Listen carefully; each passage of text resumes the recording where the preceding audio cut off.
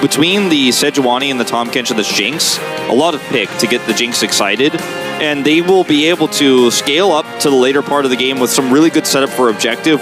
Bought Cryo here. Like, a lot of the reasons why this is possible is because of that, but Cuz has to be respected. He does. 50% health on this Dragon. Extendo Beam comes in. Kyle down to 50% as the Glacial Prison lands, but it's on to Lehens. He's happy to tank it up. Kyle eats the great health. They do manage to take down the Dragon, but First Blood goes over to KT, and now Aiming is skating over these walls. There's the... Oh my god, the wall is just massive, and BDD's going to be able to snipe the Jinx in the... Pretty impressive play from KT as Envy taking a lot of damage from aiming. Flame Chompers go down. He's tanking the turret way too much here as Wild Growth does come through.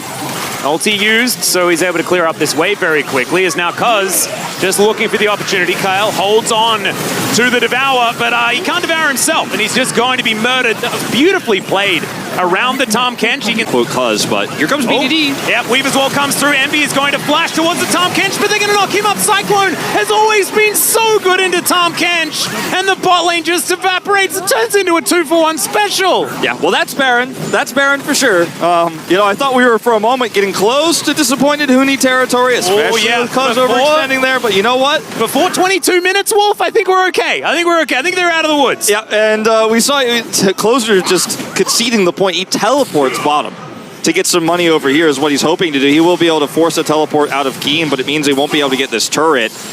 So you're not getting any cross map here either. KT rolls after he gets off, as he's this is definitely a KT with a lot more gusto in this push. We just want to guarantee the turret. Yep.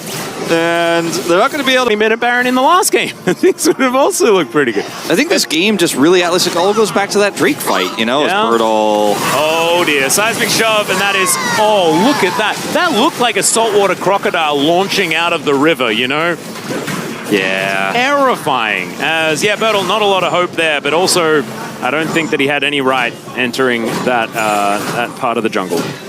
KT have really been so good. I mean, if you look back at the Gen G series too, at pushing advantages. Game 1, we were it was a little bit sus, right? But Game 2 here, getting those advantages early and then trying to operate around them has been pretty good for this team. And they played a lot more passively in the early parts of the season, but Lehens, it feels like he's just decided we're being aggressive early no matter what. He's just choosing violence every time. Speaking of which, Cuz dives on in. Kyle, once again, just going to get obliterated. BDD chasing after the Sejuani. And Liv Sandbox to just... There's no time for them to even react here as the Jinx Tahm Kench just fall apart.